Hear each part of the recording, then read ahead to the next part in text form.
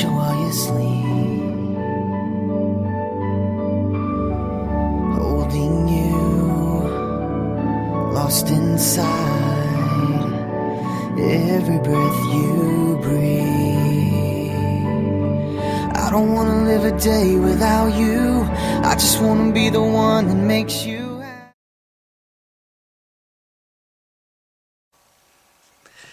Just felt like doing a video. This guy wrote this comment under a video that I watched yesterday, and what his comment says is, without the existence of a deity, how does one define something like morality? Is it based upon majority opinion?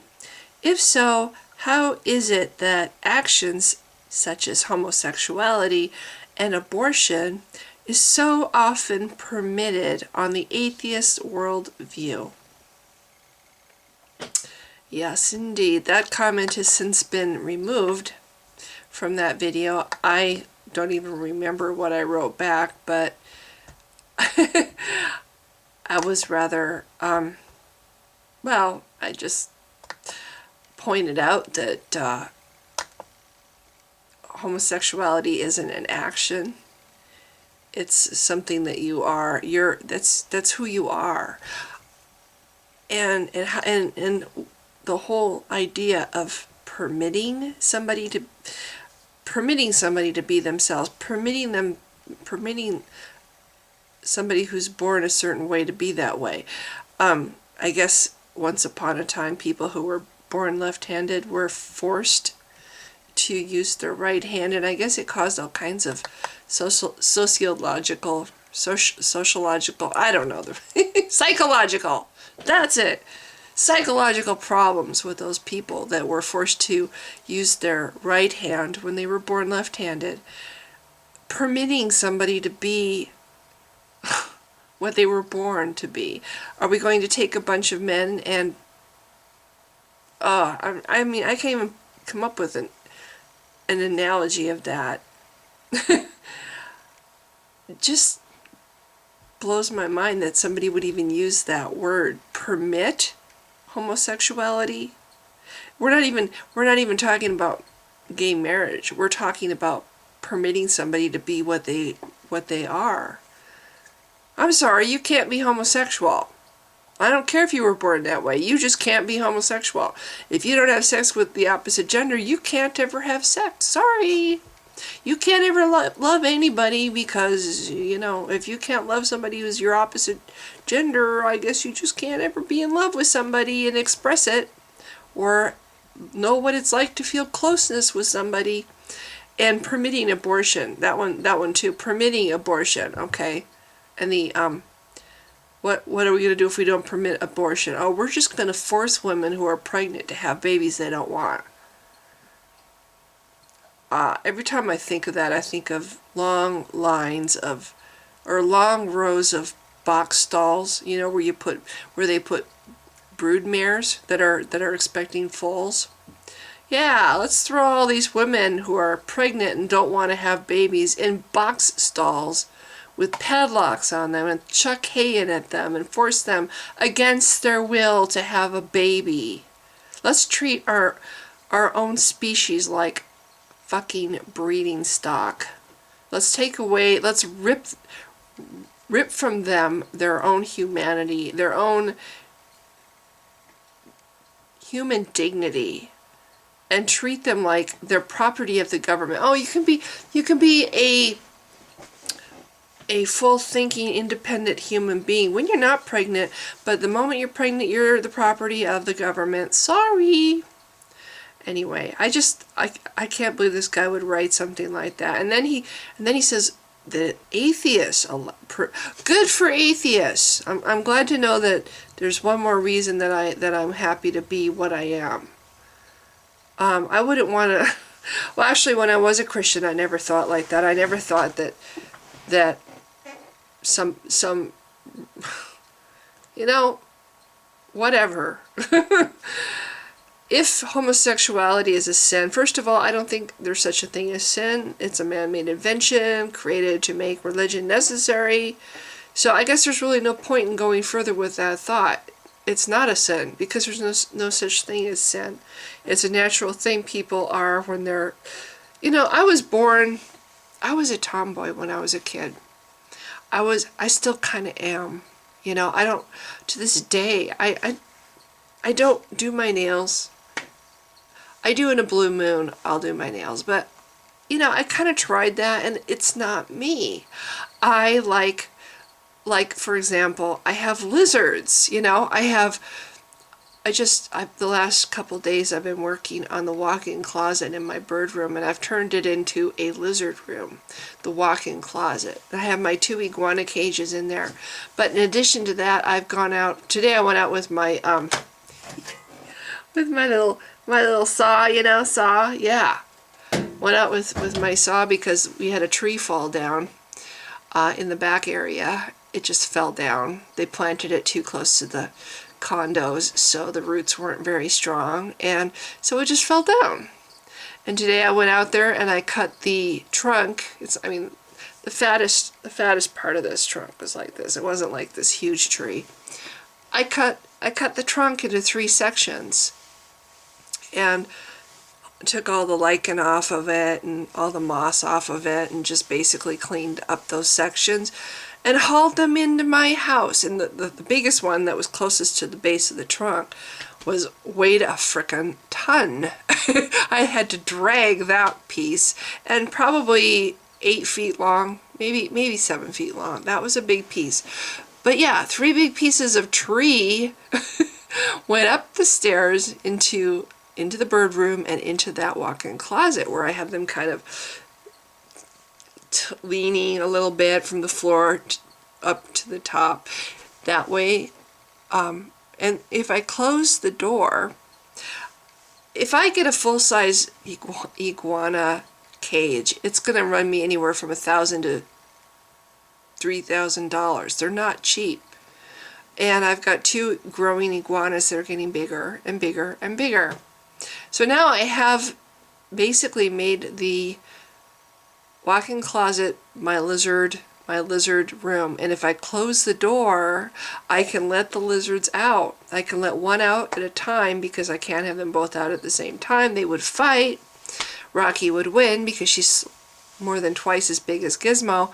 But one at a time, I can have the lizards have time in that room to climb those trees and just hang out and run. And the floor is bigger than their cage. They can actually kind of run around a little bit, for a couple hours. And the room stays warm. So I have this is something that, I'm out there sawing and I'm hauling in these trees, and even got a blister from sawing the stupid trees because, I'm not used to that kind of work.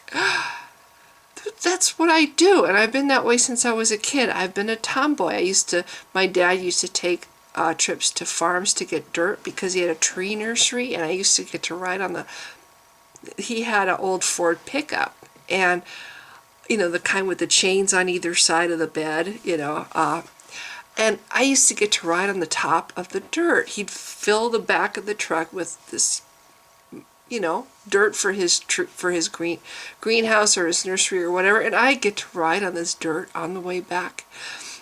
And I loved it. I loved helping my mom plant stuff in the garden. I went along to the farms because I liked climbing in the hay.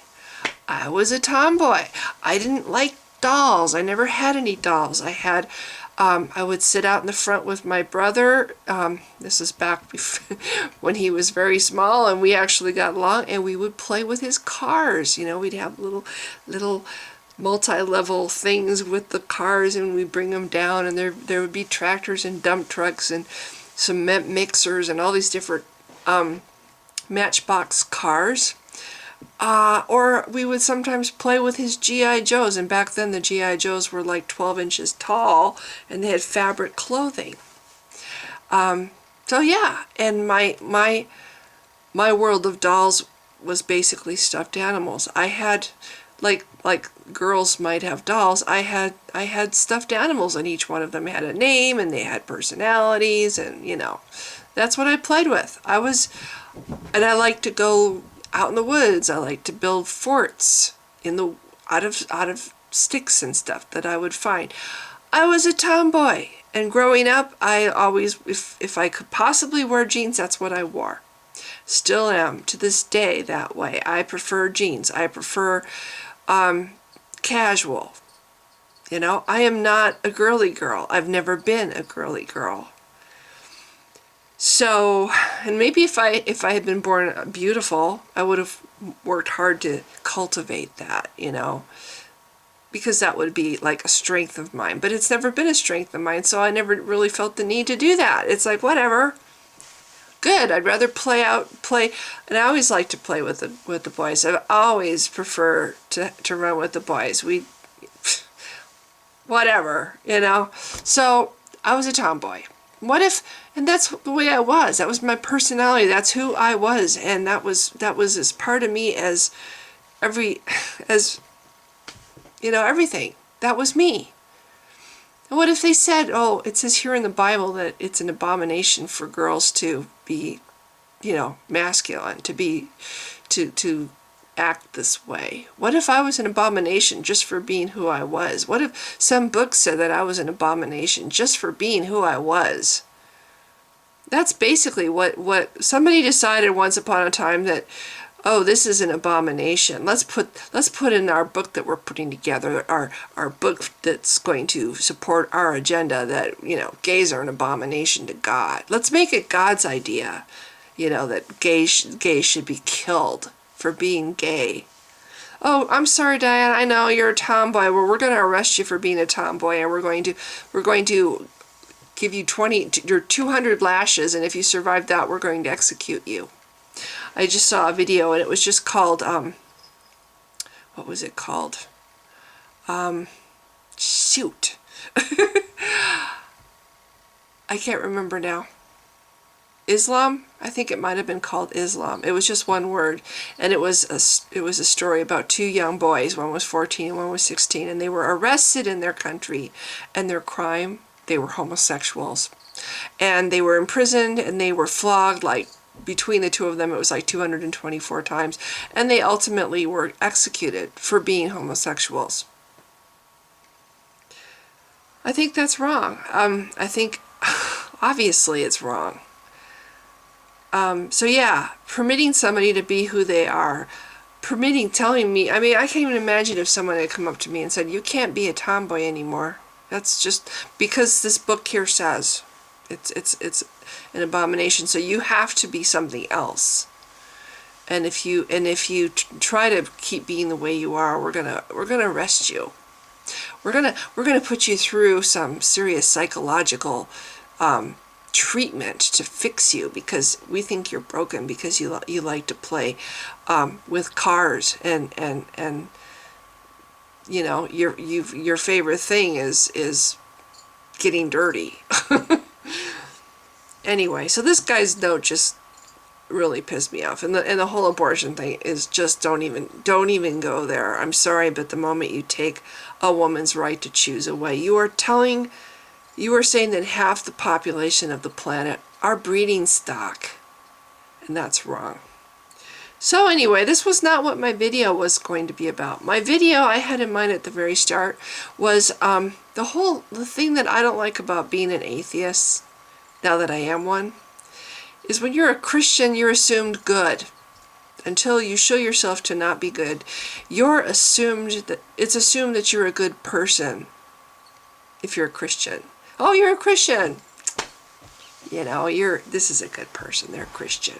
But when you're an atheist, it's assumed that you're a bad person.